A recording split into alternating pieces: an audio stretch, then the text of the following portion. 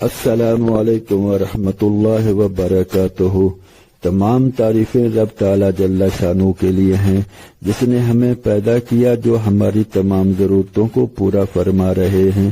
ہماری ہدایت کے سامان کے لیے اللہ رب العزت نے 1,24,000 کے قریب پیغمبر بھیجے اور اپنے محبوب مکرم حضرت محمد رسول اللہ صلی اللہ علیہ وآلہ وسلم کو سب سے آخر میں بھیجا اور اپنا دین اور اپنی رحمت کو مکمل کر دیا۔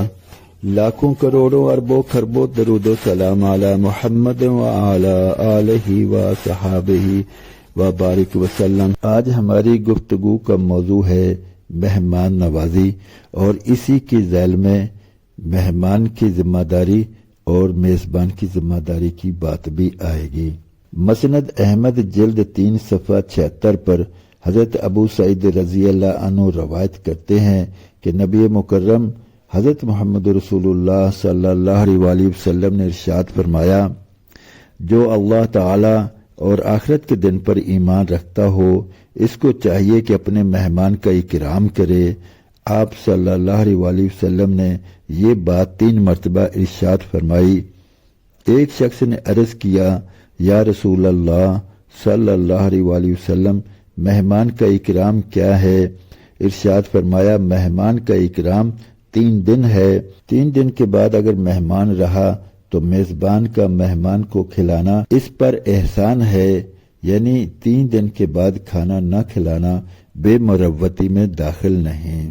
مہمان کے حق کے بارے میں ابو داؤد شریف حدیث نمبر 3751 میں حضرت مقدام بن ابو کریمہ رضی اللہ عنہ روایت کرتے ہیں کہ رسول اللہ صلی اللہ علیہ وآلہ وسلم نے ارشاد فرمایا، جو شخص کسی قوم میں کسی کے ہاں مہمان ہوا اور صبح تک وہ مہمان کھانے سے محروم رہا، یعنی اس کے میزبان نے رات میں اس کی مہمانداری نہیں کی، تو اس کی مدد کرنا ہر مسلمان کے ذمہ ہے، یہاں تک کہ یہ مہمان اپنے میزبان کے مال اور کھیتی سے اپنی رات کی مہمانی کی مقدار وصول کر لے۔ مظاہر حق میں اس حدیث کے ذیل میں منقول ہے کہ یہ اس صورت میں ہے جبکہ مہمان کے پاس کھانے پینے کا انتظام نہ ہو اور وہ مجبور ہو، اور یہ صورت نہ ہو تو مروت اور شرافت کے درجہ میں مہمان نوازی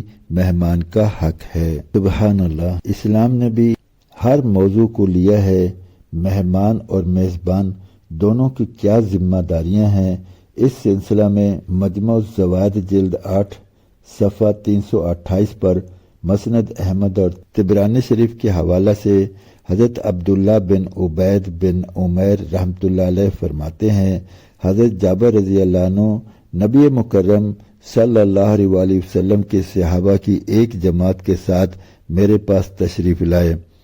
حضرت جابر رضی اللہ عنہ نے ساتھیوں کے سامنے روٹی اور سرکہ پیش کیا اور فرمایا، اسے کھا لو، کیونکہ میں نے رسول اللہ صلی اللہ علیہ وآلہ وسلم کو یہ ارشاد فرماتے ہوئے سنا ہے کہ سرکہ بہترین سالن ہے۔ آدمی کے لیے ہلاکت ہے کہ اس کے کچھ بھائی اس کے پاس آئیں تو جو چیز گھر میں ہو اسے ان کے سامنے پیش کرنے کو کم سمجھے، اور لوگوں کے لیے ہلاکت ہے جو ان کے سامنے پیش کیا جائے وہ اسے حقیر اور کم سمجھیں۔ ایک اور روایت میں ہے کہ آدمی کی برائی کے لیے یہ کافی ہے کہ جو چیز اس کے سامنے پیش کی جائے وہ اس کو کم سمجھے۔ اللہ اکبر۔ اللہ رب العزت مہمان نوازی کی ہمیں توفیق عطا فرمائے کہ واقعی ہی یہ بات حق ہے کہ جو آدمی اللہ رب العزت کی ذات پر اور آخرت کے دن پر یقین رکھتا ہو تو اس کو تو مہمان نوازی کرنی چاہیے، لیکن یہ جو فرما دیا کہ مہمانی 3 دن ہے، 3 دن سے اوپر احسان ہے۔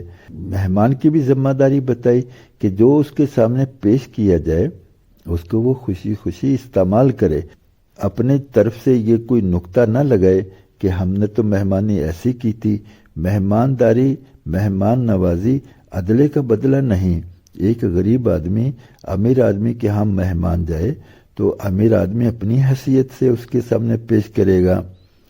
اگر بالفرض امیر آدمی کسی غریب آدمی کے ہاں مہمان بنا تو اب اگر امیر یہ توقع کرے کہ ہم نے اس کے سامنے یہ پیش کیا تھا تو اس کو بھی چاہیے یہ پیش کرے، ویسا ہی ہمارے ساتھ معاملہ کرے۔